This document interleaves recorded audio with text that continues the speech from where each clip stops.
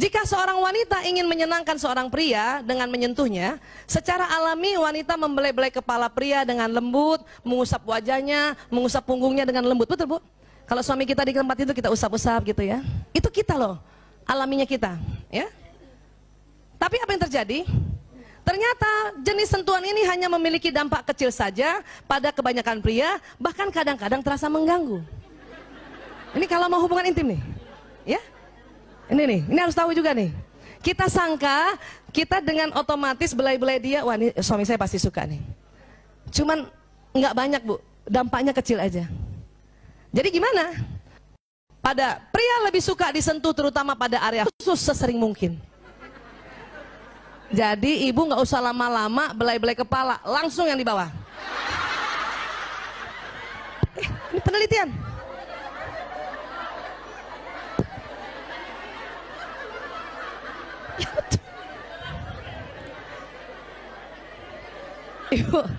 Ibu satu kali belai kepala atas, kepala bawah minta dibelai juga.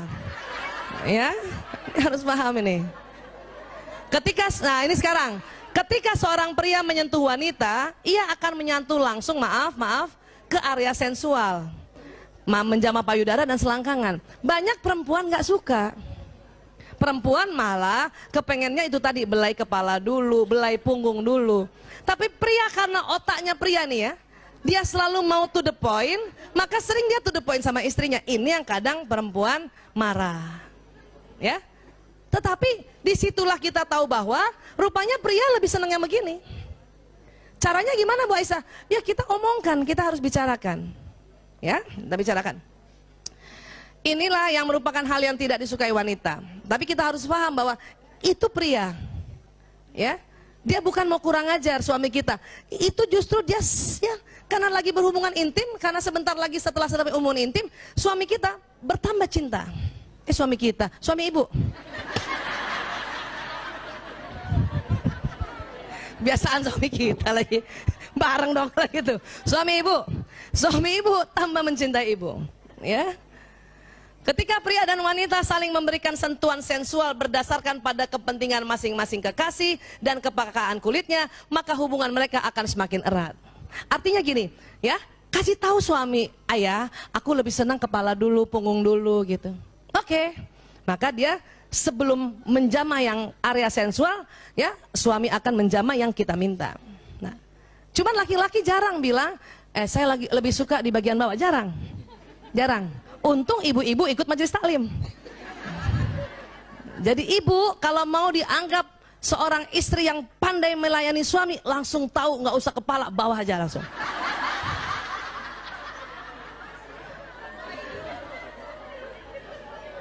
Itu laki-laki suami ibu tuh langsung rasanya, dia tahu banget. Ya Bu, padahal kita kepengen juga yang belai kepala kan. Ya sudah sebentar, kepala, punggung, leher suami, langsung bawa, ya.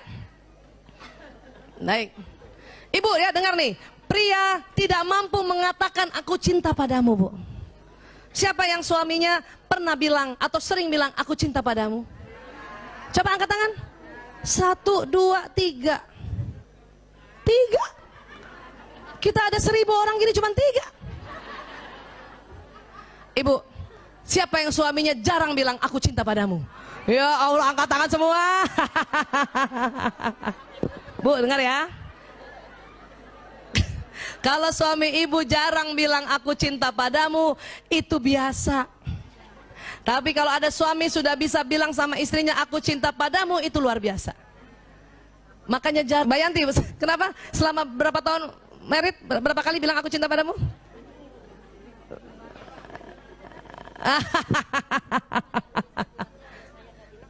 Oh gitu, itu ngeles.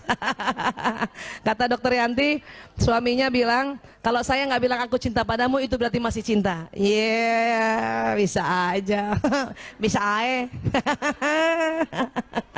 Ya, baik. Sekarang Bu, ibu, laki-laki Bu, kalau dia sudah tidur Bu, maka otaknya itu istirahat 70%-nya, ya, listriknya mati Bu. Laki-laki.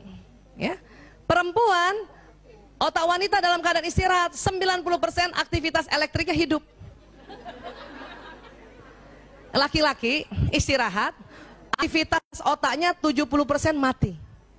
Perempuan istirahat, 90% aktivitas otaknya hidup. Berarti yang mati berapa persen? Maka jangan heran waktu anak masih kecil, anak nangis, ibu yang bangun.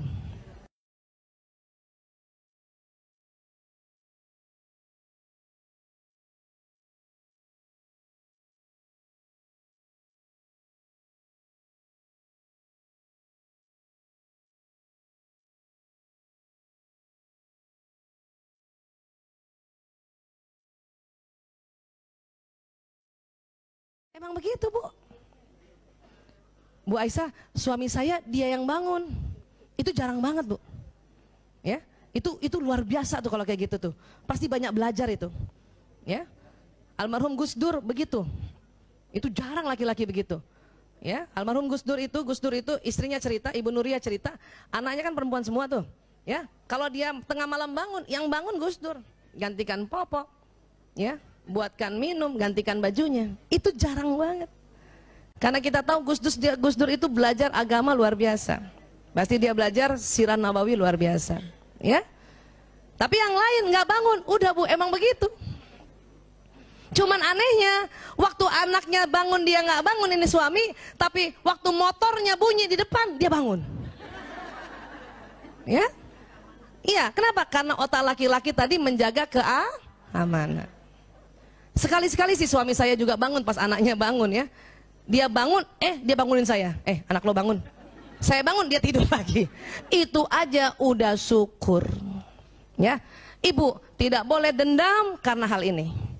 Nggak boleh. Ya, kita ingat-ingat. Ya, saya punya anak 4, nggak pernah dia bantuin kalau malam. Bu, nggak cuman ibu doang. Hampir semuanya begitu. Ya. Kalau ini sampai ginian dendam, aduh kasihan.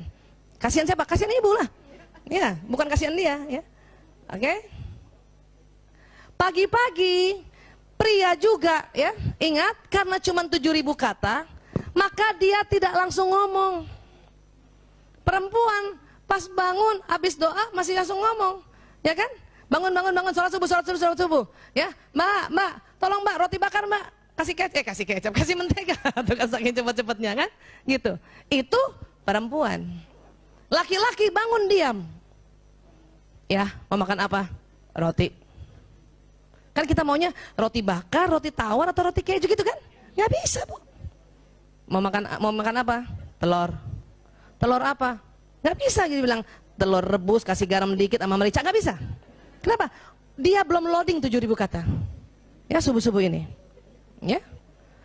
Bahkan sebetulnya selain dia belum bisa ngomong terlalu banyak, mukanya juga tetap rata. Walaupun maaf habis hubungan intim suami istri. Ya. Ini dia.